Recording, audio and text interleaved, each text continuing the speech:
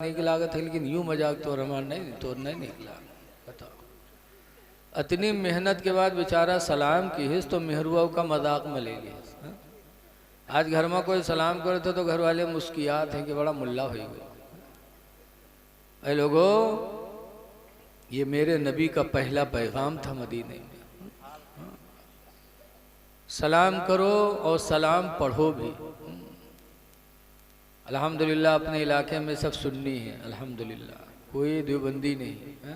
ये अल्लाह का बड़ा एहसान है।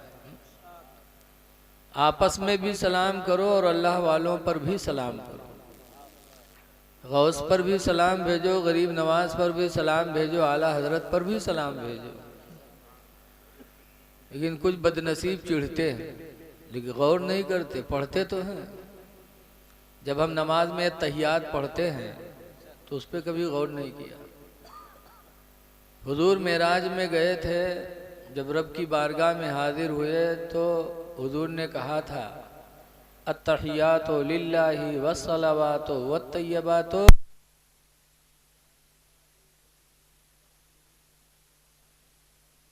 करो तुम लोग। हाँ, या अल्लाह जानी माली बदनी इबादत सब तेरे लिए। तो अल्लाह ने फरमाया, अस्सलामु अलैका अय्युहन नबिय्यो, सलाम हो तुम पर ए नबी। अल्लाह ने मेरे नबी पर सलाम भेजा, सलाम हो तुम पर। तो मेरे नबी ने उस वक्त क्या कहा था, वाला अस्सलामु अलैना, अल्लाह हम पर सलाम हो, वाला इबादिल्लाहिस सालिहीन, और अल्लाह के नेक बंदों पर भी सलाम हो। अल्लाह के नेक बंदों पर सलाम हो। रसूलुल्लाह ने मेराज की रात में नेक बंदों पे सलाम भेजा था। तो गौसे आदम नेक नहीं है, गरीब नवाज नेक नहीं है, आला हजरत इमाम अहमद रजा नेक नहीं है। नानपारा में खसायब हैं, दौलत वाले हैं, बहुत बहुत बड़े दौलत वाले, नाम नहीं बताएंगे। बात होने लगी मौलाना साहब सब सलाम निकला थे, लेकिन जब मौलाना अहमद रजा पर सलाम भेजा था तब चिढ़ हो जाती। क्यों चिढ़ होती है भाई? अल्लाह के नेक बंदे हैं वो, और ऐसे नेक बंदे की पूरी जिंदगी उन्होंने दीन इस्लाम में गुजारा है। आज हम लोग तो मिलाद पढ़ जाए थे, पैसा लिए थे, पढ़ावे जाए थे तो तनख्वाह लिए थे। और आला हजरत इमाम अहमद रजा बहुत बड़े जिम्मेदार थे। बरेली में एक बहुत बड़ी जगह थी आला हजरत की, और जब सुना अफ्रीका, हालैंड वगैरह में, दूसरे मुल्कों में दीन का काम कम होता है, तो अपने खलीफा हजरत मौलाना अब्दुल अलीम मेरठी रहमतुल्लाह अलैह को अपनी कीमती ज़मीन बेचकर और पैसा देकर बैरूनी ममालिक में दीन की तालीम के लिए भेजा था। कोई ऐसा करता है? नहीं करता। जरा नीचे रखो यार बेटा, सुनो, ऐसा इसको असल मत मानो। तो सलाम पढ़ो, अल्लाह वालों के ऊपर भी सलाम पढ़ो। आला हजरत ने तो पूरी उम्मत को याद किया। एक मेरा ही रहमत में दावा नहीं, शाह की सारी उम्मत पे लाखों सलाम। तो सलाम का पैगाम मेरे नबी ने सबसे पहले दिया था, आपस में सलाम करो। और दूसरा पैगाम मदीने में जाने के बाद दिया था, वतइमुत्ताम बैनकुम, और ऐ लोगों आपस में एक दूसरे को खाना खिलाया करो। एक दूसरे को खाना खिलाओ। खाना खिलाना भी खिदमत खल्क है, अल्लाह के बंदों की खिदमत है। अल्लाह दे तो अल्लाह के बंदों को खिलाना चाहिए। आज इन्होंने अकीका किया, कितने लोगों ने खाना खाया होगा। ये काम बिला शुबहा सवाब का काम है। और दूसरे नंबर पर मेरे नबी ने, तीसरे नंबर पर फरमाया था, देखो खाना खिलाओ, कंजूसी नहीं होना चाहिए। शेख सादी ने लिखा है, बखील और बुअत जाहिदो बहरो बर, बहिश्ती नबासत बहुक्म खबर, कि बखील अगर पानी पर इबादत करे खुशकी पर इबादत करे, लेकिन हदीस के हुक्म से वो जन्नती नहीं होगा। बखीली ना करो, अल्लाह के बंदों पर अपनी दौलत को खर्च करो। लिखा है जो एक देगा अल्लाह ताला उसे 10 देगा। जो एक देगा अल्लाह उसे 10 देगा। माशाअल्लाह, अल्लाह ताला इनको चलने पर भी अजर अजीम अता फरमाए। माशाअल्लाह, अल्लाह जज़ा दे, अल्लाह जज़ा दे। बैठ जाइए, आप आगे बैठिए। माशाअल्लाह, अल्लाह के नाम पर जो एक देगा अल्लाह उसे 10 देगा। हजरत अली शेर खुदा रदी अल्लाह ताला अन्हु ने इस पर अमल भी किया। बड़ी गरीबी थी, फाका होता था, फाका। एक दिन हजरत फातिमा ज़हरा ने अपना एक दुपट्टा दिया, कहा शेर खुदा इस दुपट्टे को बेचकर बच्चों के लिए राशन ले आओ। इतनी गरीबी है किसी के पास। गए, बेचा, और बेचने के बाद जा रहे थे गल्ला लेने कि इतने में एक फ़कीर आया, कहा अल्लाह के रसूल के घर वालों में भूखा हूँ, मेरी मदद कर दो। हज़रत अली शेर खुदा ने वो रुपया उठा के उस गरीब को दे दिया और ख़ाली हाथ फिर वापस आने लगे। इतने में एक आदमी नूरानी चेहरे वाला, सुर्ख ऊँटनी, अरब में सुर्ख ऊँटनी सबसे महंगा जानवर माना जाता था, जैसे आज भैंस। सुर्ख ऊँटनी लेके आया, कहा अली खरीदोगे? खरीद लो। कहा जा यार, यहाँ घर में खाना नहीं, तुम कहा तो ऊँटनी खरीद लो। कहा अरे ले लो यार। कहा कहाँ से ले लें? कहा उधारी ले लो, होगा तो देना, ना होगा तो ना देना। तो हजरत अली बहुत खुश हुए, कहा तो ठीक है दे दो। कितने में? तो 60 दिरहम बताया। हजरत अली ने ले लिया। अब सरमाए के आए रहन गल्ला खरीदे, ऊँटनी लेके जेबे बे फातिमा कहा कहीं, लेकिन चले, अल्लाह की मर्जी थी। चले 10 कदम कि एक दूसरे नूरानी चेहरे वाले आ गए। कहा अली ऊँटनी बेचोगे? कहाँ बेचेंगे। कहा कितने की? कहा जो देना हो दे दो। कहा अली तुम्हारी ऊँटनी के 300 दिरहम में दूंगा। 300 दिरहम ले लो, दे दो। हजरत अली खुश हो गए कि 60 के खरीदार है और 300 को बिकान जाते, बहुत खुश। कहा लाओ, ले लिया और ऊँटनी उनको हवाले कर दिया। अब जब उनको ऊँटनी दे दिया तो हजरत अली शेर खुदा वो दिरहम लेकर के बेचने वाले को तलाश करने लगे कि जिसने ऊँटनी बेचा था हमसे उसको 60 दिरहम दे दूं, फिर भी 240 तो हमारे हो जाएंगे।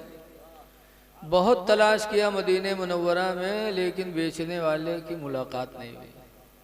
तो हुजूर के पास गए, कहने लगे, अपना पूरा मामला बताया। तो हुजूर फरमाते अली बेचने वाला कोई दुनिया का इंसान होता तो तुमको मिल जाता। वो बेचने वाले जिब्रील हैं और खरीदने वाले मीकाईल हैं। जो तुमने अल्लाह के नाम पर वो रुपया दे दिया तो अल्लाह को अमल इतना पसंद आया कि जिब्रील को भेजा ऊँटनी देकर और मीकाईल को भेजा खरीदार बना करके। तो सहाबे किराम का ईमान था इस पर कि अल्लाह की राह में एक देंगे तो अल्लाह 10 देगा। लेकिन आजकल ईमान बड़ा कमज़ोर हो गया। एक जगह एक मौलाना साहब यही तकरीर कर रहा है, एक आदमी सुनिस तो कही सरे ये तो आज पता चला अत्ता बढ़िया कोनो धंधा नहीं है हो। अत्ता कौन धंधा में फायदा हो, एक दो 10 पाओ बउठा 1 रुपया मौलवी पकड़ाई दी। उसके बाद घवा करे सोए के सुबह उठा तो कुर्सी लेके मुहारे में बैठा कि अब भाई 10 के नोट आई कोनो लंग से। अब शाम भर बैठा रहा, 10 के नोट कोनो नहीं लावा। तब मौलवी पर खौरियान कहीं अच्छा बेवकूफ़ बनाए के ठग ली हिस्म का। कहा तरा एक दे हो 10 पैयो, बताओ पूरा दिन गुजर गया, अब कब मिली। दूसरे दिन जब आवा तो के 35 हो गए। जब 35 होएगा वो उठा के लोटा खेते में भाग, और जब हुआ पहुंचा तो देखी सत्ती बड़ी पर्स पड़ी। तो पर्सिया खोलिस तो उमा 10 के नोट पैस था। कही खुश तो भवा, लेकिन मौलवी पर गुस्सान बहुत कि मौलवी मसला बताओ था तो अधूरा बताओ था, पूरा नहीं बताओ था। अगर पूरा बताए हो तो कल दिन हम काहे बैठ के इंतजार करें। पैखाना कह के गवा मौलवी दिखा दे, मौलवी सुनो मसला बताओ करो तो पूरा बताओ करो, अधूरा ना बताओ करो। कहीं का कहीं कल तो मसला बताया रहा हो कि अल्लाह के नाम पर 1 दोगे तो 10 पाओगे। कहाँ बताया तो था। कहा पूरा मसला बताया करो। कहा पूरा क्या? कहा पूरा बताया करो कि अल्लाह के नाम पर 1 दोगे 35 आएगी तो 10 पाओगे। तुमने 35 बताया ही नहीं है। ऐसे ऐसे बहु रहे चले आओ थे मिलाद में बैल। ऐ लोगों, ये खिदमत खल्क है। खाना खिलाना, किसी को पानी पिलाना है, बहुत सवाब का काम है। हदीस पाक में है कि क़यामत के दिन अल्लाह ताला जब हिसाब लेगा, हिसाब के बाद नेकी करने वाले जन्नत की तरफ जाएंगे, बुराई करने वाले जहन्नम की तरफ चलेंगे। तो जहन्नम में जाने वाले मुड़ मुड़ के जन्नत में जाने वालों को देखेंगे, ये सोच कर कि कोई ऐसा मिल जाता जिसकी खिदमत मैंने दुनिया में की हो तो आज उससे हम अपना बदला मांग लेते। हदीस पाक में है कि जब एक जहन्नमी एक जन्नती को पहचानेगा तो कहेगा, अमा अरफ्तनी या फला, ऐ फला क्या तूने मुझे नहीं पहचाना? इन्नी आतैतुका वज़ूअन फिद दुनिया, बेशक दुनिया में मैंने तुझको वजू का पानी दिया था। फशफ़िनी इंदल्लाह, तो अल्लाह के नज़दीक तो मेरी शफाअत कर दे।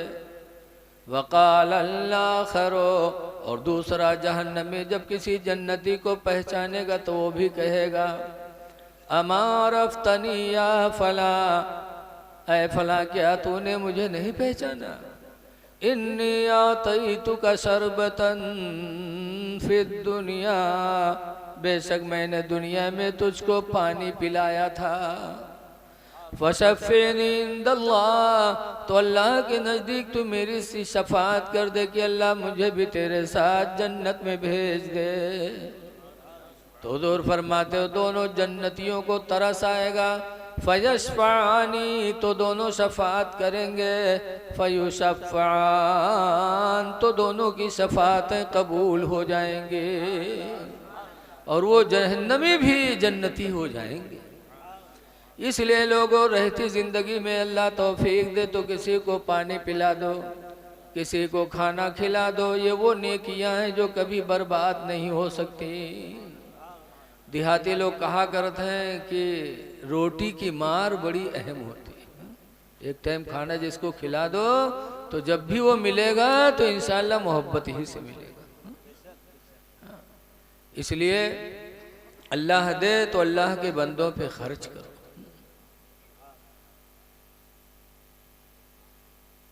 तीसरा पैगाम मेरे नबी ने मदीने में दिया था, वसल्लो फिल लैल,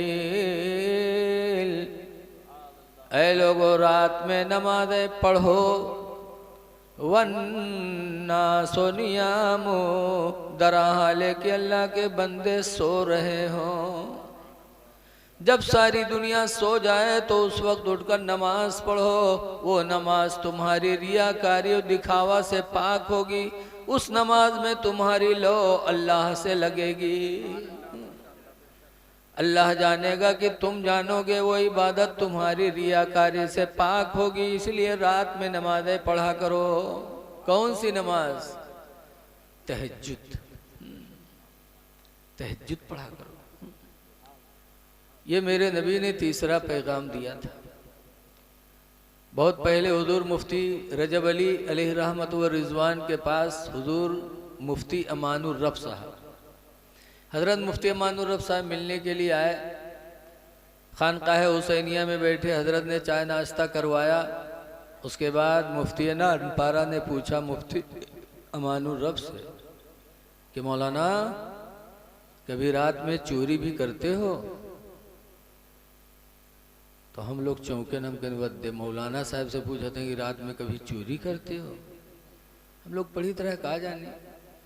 मुफ्ती अमानुर रब साहब थोड़ी देर बाद कहते हैं, हाँ हजरत कभी कभी हो जाती। तो और हम लोग चौंके बताओ मौलाना कि रात में कबो कबो चोरी करते हैं, बताओ। तो हम लोग ताज्जुब में जब वहाँ से उठे, बाद में मुफ्ती अमानुर रब साहब से हम लोगों ने पूछा कि हजरत वो पूछे थे कि मौलाना कभी रात में चोरी भी करते हो? तो आपने कहा कभी कभार। क्या मतलब? तो बताया कि हजरत पूछ रहे थे कि मौलाना रात में कभी तहज्जुद भी पढ़ते हो? क्योंकि तहज्जुद की नमाज चोरों की नमाज है, छुप करके चुरा करके अल्लाह के बंदों से। ऐसी नमाज में रियाकारी नहीं होती। इसीलिए कुरान करीम 18वां पारा के शुरू में अल्लाह फरमाता है क़द अफ़लहल मोमिनून, वो ईमान वाले कामयाब हो गए। कौन ईमान वाले? अल्लज़ीना हुम फ़ी सलातिहिम ख़ाशिऊन, जो ईमान वाले अपनी नमाजों में खुशू करते हैं। खुशू करते, इस तरह नमाज पढ़ते कि खुदा जाने कि बंदा जाने। लेकिन आज कौन में नमाज होता है? बहुत पहले की बात बतेबे अपने खन्ना पुरवा किया। एक दिन हम ईसा पढ़ाते रहे, मोमबत्ती जलत रहा, उस टाइम बत्ती रहे नहीं। 3 पढ़ावा 2 पढ़ावा और तीसरे में यह जब गए तो मोमबत्तियाँ बुझाई गए, अंधेरा। तो अंधेरे में चौथी रकात फिर, और चौथी रकात के जब सजदा में यहाँ पहुँचे तो उजेर। तो हम चौके ना मन में सोचा उजेर कहाँ सोएगा हो, नहीं मन में इसे सोचा। अब हमारे लोग नमाज उमेर तो है ही नहीं। तो जब सलाम फेरे तो देखा कि बैटरी जले। तो हम पूछा अरे बैटरी को जलाए दे सके हो? तो खाजी साहब है मेरे गाँव में, नाम ना बतेबे। तो कहने अरे हजरत जब मोमबत्तियाँ बुझाई गए रहे तो जब हम नमाज में सजदम पहुँचे तो हम ढूंढ के जलाई दिया रहे। अब बताओ, पढ़िए नमाज और ढूंढिए बैटरी है? तो बताओ नमाज अल्लाह की बारगाह में कैसे होगी? कुरान कहता है वही मोमिन कामयाब है जो अपनी नमाजों में खुशू करते हैं। नमाज ज़रूरी चीज़ है। हज़रत इब्राहीम बिन अदहम रहमतुल्लाह अलैह सुबह रोने लगे। अब ऐसा रोए, रोने के अंदाज ऐसा था कि गांव वालों को पता चला, महल्ले वालों को पता चला कि शायद उनके घर में कोई मैयत हो गई है। तो महल्ले वाले जम गए, भीड़ लग गई और इब्राहीम बिन अदहम की सुस्कियां बंद नहीं हो रही। लोगों ने पूछा इब्राहीम बिन अदहम कौन मर गया, किसका इंतकाल हो गया जो आप रो रहे हैं? तो इब्राहीम बिन अदहम ने फरमाया कि किसी का नहीं। तो कहा फिर आप क्यों रो रहे? तो इब्राहीम बिन अदहम ने कहा था लोगों अगर आज मेरी औलाद मरी होती तो मैं इस तरह न रोता। आज अगर मेरी बीवी मरी होती तो इस तरह मैं न रोता।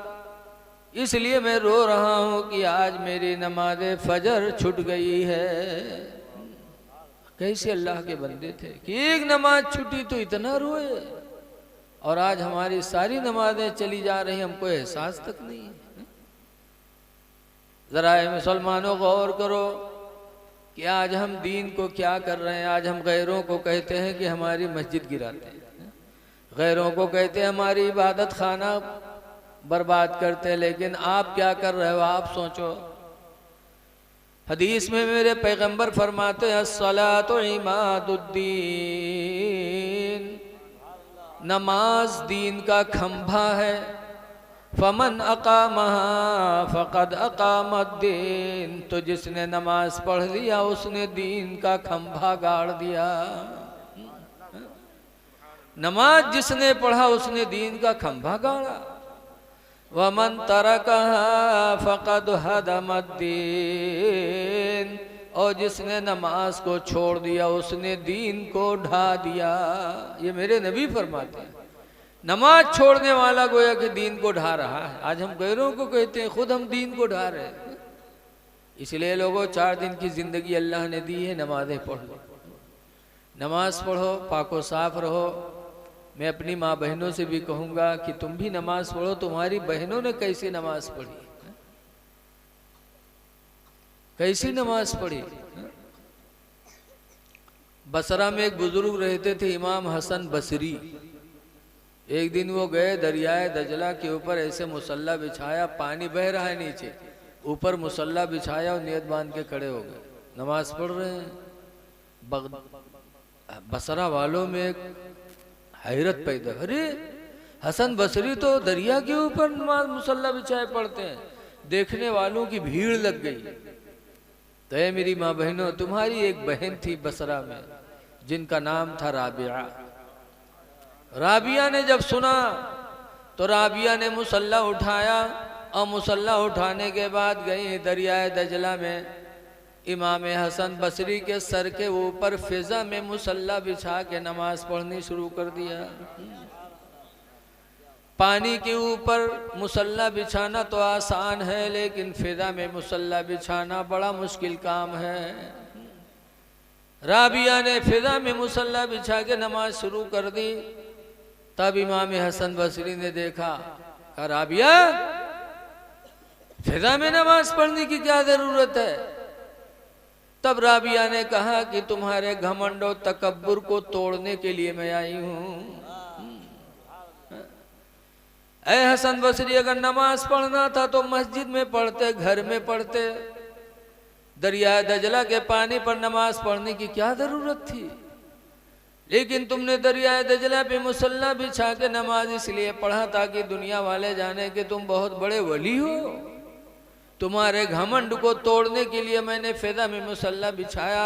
कहे हसन बसरी, पानी पर तो मुसल्ला बिछाना आसान है, लेकिन फिजा में मुसल्ला बिछाना आसान नहीं है।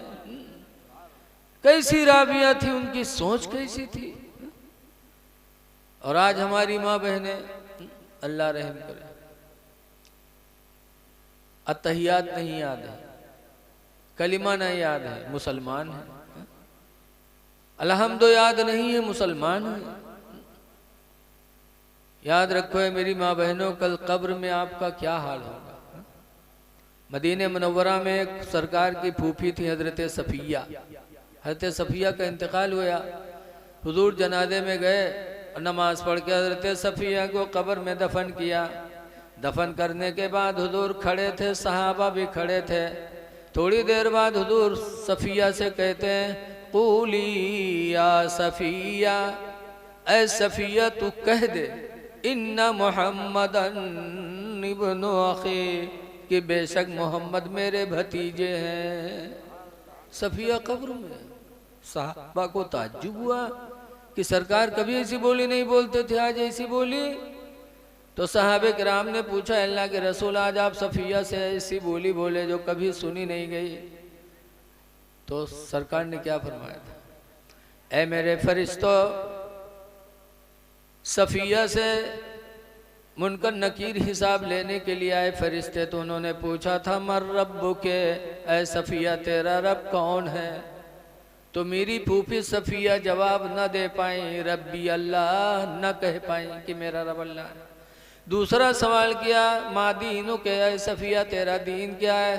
तो मेरी फूफी सफिया दीनी अलैहिस्सलाम न कह पाए कि मेरा दीन इस्लाम है।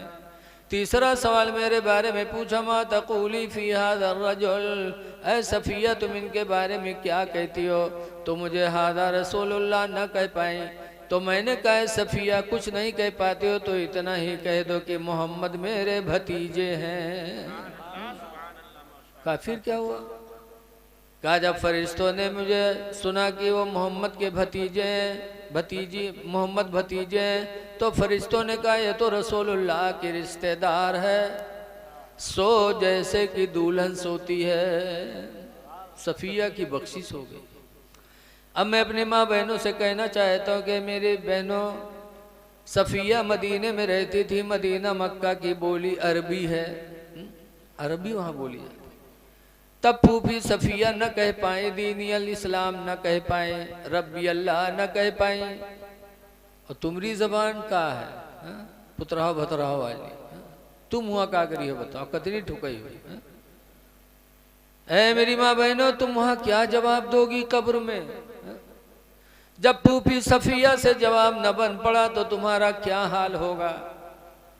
इसलिए पाको साफ रहो, नमाजों की पाबंदी कर लो, नमाजों की पाबंदी करो। कल की माओं का मामला बड़ा अजीब था। कल की माएँ नेक होती थी, कुरान पढ़ती थी, अपने बच्चों को सीने पे बिठा करके, सीने पे लिटा के दरूद की थपकियां देती थी। कि सो जाओ या मुस्तफ़ा कहते कहते, खुले आँख सल्ले आला कहते कहते, कि बेटा सो तो मुस्तफ़ा के नाम पर, उठो तो मुस्तफ़ा के नाम पर। ये कल की माओं का सबक था, क्योंकि बच्चों का मदरसा माँ की गोद है। कल माओं का ये सबक था। और आजकल की माँ खन्नापुरवा में यहाँ एक दिन हम मदरसा में लेटे रहे, हम बगले में यहाँ दोपहर खाना खाए सोईत रहे, तो बगले में यहाँ देखा शुरू होगा, लड़का उठा के पटकिन बिस्तर तक कहते सो जा सो जा, खनत मनत दुई कौड़ी पायो, कौड़ी लेके गंग बहायो, गंगा माता बारो दीन, बारो लेके भुजवक दिया, भुजवाम कलावा देश। अल्लाह जाने कहाँ से याद के लिए था। न कोनो एक किताब आज तक छपी है, न कोनो एक टीचर मुलवी है, अल्लाह जाने कहाँ से फिट के आ जाते हैं। हम तो देहाती आदमी बड़ी देर तक सुना करें, बड़े विरोग से पीटा के मारे भदर भदर का सो जा सो जा, खनत मनत दुई कौड़ी पायो, कौड़ी लेके गंग बहायो, गंगा माता बारो दीन, बारो लेके भुजवक दिया, भुजवाम का लावा दे, लावा लेके खीर बनाए, सब घर खाए, कानी बिलैया खाए, छू तब फूंक छोड़ी। बताओ बताओ, जब महतारी अत्ती बड़ी फराडिन है झुट्ठिन, कहते खीर बनावा सब घर खाए, कानी बिलैया खाए। बताओ सास ससुर भूखन मरे, खीर कानी बिलैया खाए। जब महतारी अत्ती बड़ी चुड़ैलिन है तो लड़का वो वली बनी, लड़को तो वही काम करी। ऐ मेरी माँ बहनों तुम नेक बन जाओ।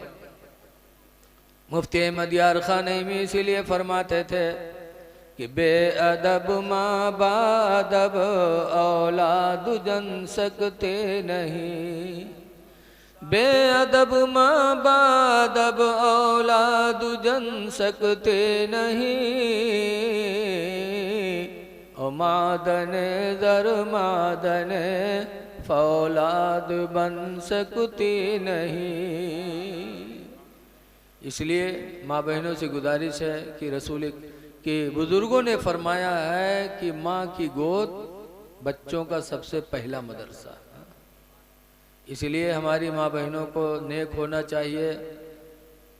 अल्लाह ताला हमारी माँ बहनों को हम सब को अमल खैर की तौफीक अता फरमाए, और हालात के तहत हमको आपको बस हमेशा मौत याद करना चाहिए कि खुदा जाने किस वक्त मौत आ जाए।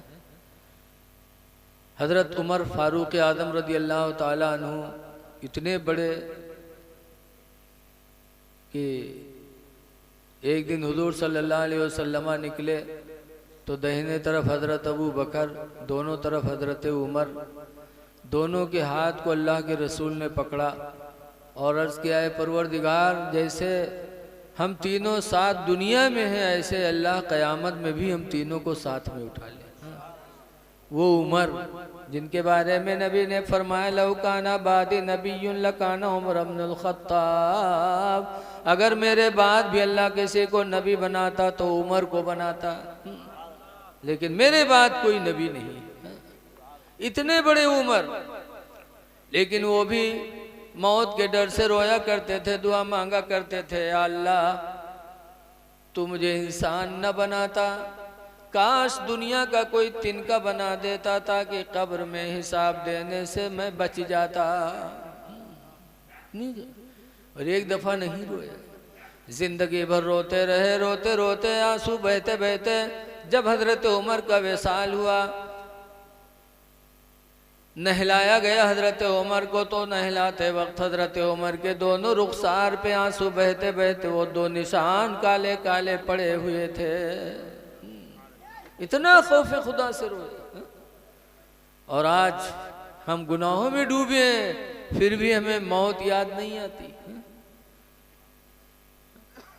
इसलिए कब्र को याद करो, बड़ी कठिन मंजिल है। लेकिन आज हम लोगों के दिल इतने ढीठ हो गए हैं कि कब्र से भी डरते नहीं। आला हजरत इमाम अहले सुन्नत फरमाते हैं, हाय गाफिल वो क्या जगह है जहाँ, हाय गाफिल वो क्या जगह है जहाँ 5 जाते हैं 4 फेरते हैं, 5 जाते हैं 4 फेरते हैं। मौत को सोचना चाहिए, लेकिन हम लोगों के दिल बहुत ढीठ हो गए। एक बुढ़वा रहा बीमार हुआ तो के लड़को को घेरे पड़े, अल्लाह अब्बा ही बात अब्बा बात मैं बुढ़वा कहते भैया रे हमें बच न पाई अब मर जीवे। तो लड़को कहीं तब अब्बा, तो बुढ़वा कहते जो हम मर जीवे ना तो हमरे कफन में पुरान कपड़ा लगाया। लड़कियों कहीं अब्बा यूँ कहाँ हुई पई कि तुम पढ़ाए लिखाए जवान के हो, घर बनाए, दुकान के हो, सब कुछ कराया और मर जी हम लोग कफन में पुरान कपड़ा देवे तो गाँव वाले कहा कहीं है अब्बा। तो बुढ़वा कहते गाँव वाले चक्कर में पड़ के सारे हमको फंसाए दे रहे तुम लोग। कहीं कहा है अब्बा, कहते पुरान कपड़ा में लपेट के रखो कब्र में ताकि मुनकर नकीर जब हिसाब ले आइए देखिए कफन पुरान। तो ये तो बहुत पहले मर चुका है, कहीं हिसाब होगा वही छोड़ो। तो छोड़ छाड़ चले जाइए और नवा कपड़ा में लपेट के रखे जुड़ते जुड़ जाइए कि नहीं जुटी है बताओ। ऐसे ऐसे बुढ़वा पड़े हैं कि जिंदगी भर तो दलाली करवे के हमारे के बाद कब्रों में 420 ही सोचे हैं, लेकिन कब्र बड़ी कठिन जगह है। आला हजरत फरमाते या रसूल अल्लाह, खड़े हैं मुनकर नकीर सर पर, न कोई हामी न कोई यावर। खड़े हैं मुनकर नकीर सर पर, न कोई हामी न कोई यावर। और बता दो आकर मेरे पैगंबर के सख्त मुश्किल जवाब में है। कुरान की आयत मैंने पढ़ी थी, अलमाल वल बनूना ज़ीनतुल हयातिद दुनिया, माल और औलाद ये दुनिया की ज़िंदगी की जीनत है। हदीस में बताया गया जिसको 3 चीज़ें मिल जाएं उसको दुनिया नसीब हो गई। अच्छा मकान, अच्छी बीवी और अच्छी सवारी, 3 चीज़ें जिसको मिल जाए समझ जाओ हुजूर फरमाते उसको दुनिया मिल गई।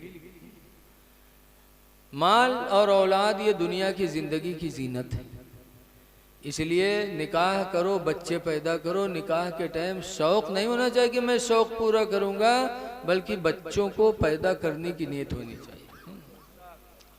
और रोज़ी देने वाला खुदा है। हदीस में कुरान करीम में अल्लाह फरमाता ला तक़्तुलू औलादकुम खशियत इमलाक, ऐ लोगों अपने बच्चों को गरीबी के डर से कत्ल न करो। सफाई करवाना ये भी कत्ल करना ही है। अल्लाह फरमाता ला तक़्तुलू औलादकुम खशियत इमलाक, अपने बच्चों को गरीबी के डर से कत्ल न करो। नहनु नरज़ुकुकुम व इय्याहुम, हम तुम्हें भी रोज़ी देते हैं और उन्हें भी रोज़ी देंगे।